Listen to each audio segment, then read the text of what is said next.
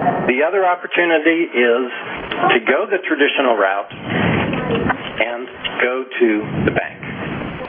First thing I would do, even if you're not immediately thinking about approaching a bank or a loan or line of credit, strengthen your relationship with your banking representative. If you don't know who your banking representative is, I would suggest you walk into your bank this afternoon and find somebody to be your banking representative. When you have someone pulling for you on the inside, someone that can provide you information and work with you on a one-on-one basis through a personal relationship, you're going to be much better off than if you're just calling the 800 number or filling out a loan application online. Put together a business plan that accurately estimates costs and revenues. You're going to open this space. You're going to bring on these additional artists.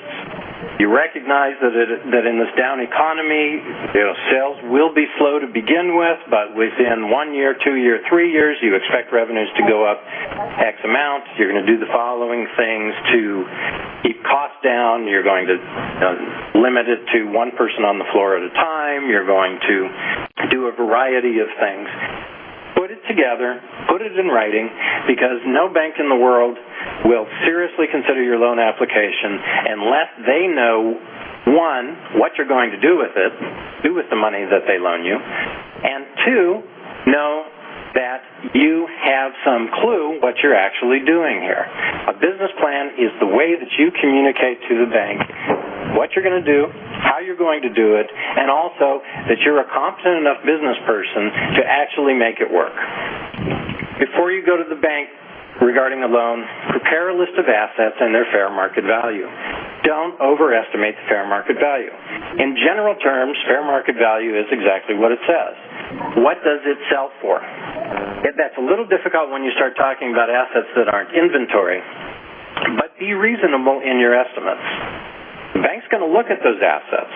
They're going to look at what you say the fair market value is. And if that fair market value is too high, again, it puts a thought in their mind that maybe you're not either being honest with them or you don't have a realistic view of the things that the gallery owns. The last piece of advice on dealing with banks is ask for a loan rather than a line of credit. And there's a couple of reasons for this. Lines of credit represent an ongoing commitment by the bank, but they don't earn any interest until you actually use them. If you have a $100,000 line of credit that you don't tap for a year, the bank has had to keep a certain amount, depending on the banking regulations and their status, a certain amount of that money in reserve. In other words, they have to keep, say, $10,000 or $15,000 in short-term investments in cash that they cannot loan to someone else.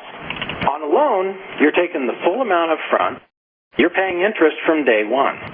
So the bank has a revenue stream on the loan that is more secure than the revenue stream on the line of credit. And I also want to take a moment here. Banks are still loaning money. The news recently would make you think that banks are closing their doors and not taking loan applications and so forth, and that's not true.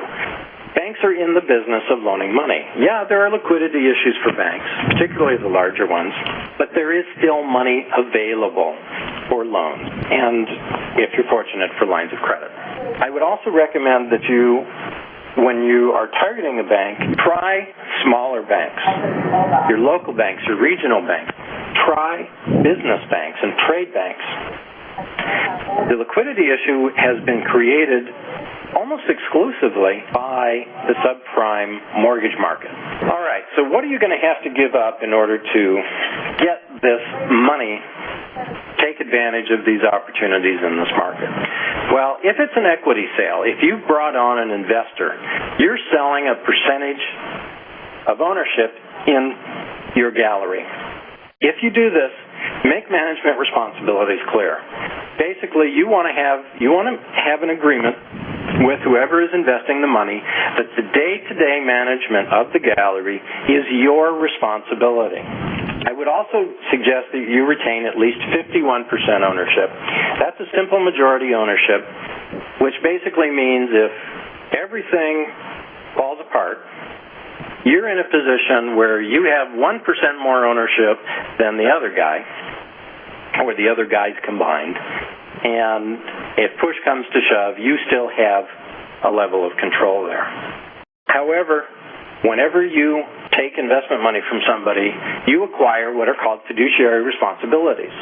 When someone else owns your gallery with you, you have a legal responsibility to look after their financial interest in your gallery. It's called a fiduciary responsibility. You can't do some of the things that you might do if you were a sole owner or a sole proprietor.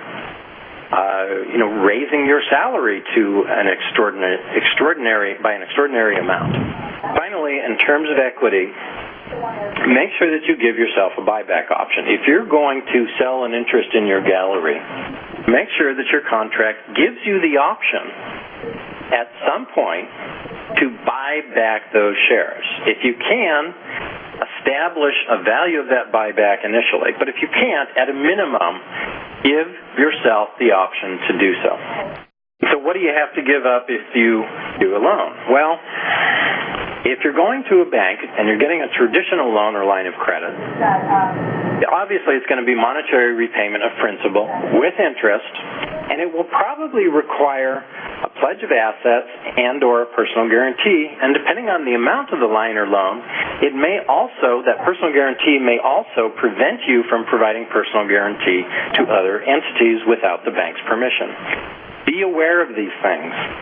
If you're working with an angel, if you're borrowing money from an angel, there is the opportunity to do what's called a convertible loan. And basically this says, gosh, you know what, if I can't make the payments, if I can't repay you in time, then you, as the individual who loaned me the money, have the option to convert that loan to ownership of either equity ownership, owning a percentage of the gallery, or to assets, specific assets. And in addition, if you're working with an angel, there are some creative loan arrangements that can sometimes be made, particularly with collectors. One option, one example of that is you're going to repay the principal, the money that they actually loaned you in cash, but the interest they're going to take in art or an ongoing discount instead of interest. Again, make sure if you make these kinds of arrangements that it's very clear, that it's in writing, and that you have something you can go to when your understanding of the deal is different from their understanding of the deal. When it's in writing, you've got it, it's there. Now you've got something to work with. A couple of things to remember. First of all, whether it's a loan, whether it's investments, don't ask for more than you need. There is no advantage to incurring additional interest expense or giving up more ownership of your gallery than you need to. I've said it a couple of times. I'll repeat it here. Use a written contract. Make sure that whether you're loaning your personal money to the gallery, getting money from an angel investor, getting money from a bank as a loan, selling an interest in your gallery to someone, have a written contract. Use the funds as intended. If you borrow money or take an investment in order to open up that gallery space on the prime street that you always wanted to be on and to acquire 6 new artist programs, make sure that's what you do with it. If for some reason you don't get the lease on the space, at a minimum, go back to the individuals who gave you the money and say, hey, the lease fell through. We've got 2 options. We can move forward, look for an additional space, or I can return your money. And that's why it's important to use the funds as intended. Because if you get into that situation and you've already used their money for your daily operations, you've got a problem. Finally, do what you say you're going to do. Don't make empty promises. Don't change your mind without consulting with the individuals that are giving you the money. When you do what you say you're going to do, then everybody was on board from day one and knows what's going on.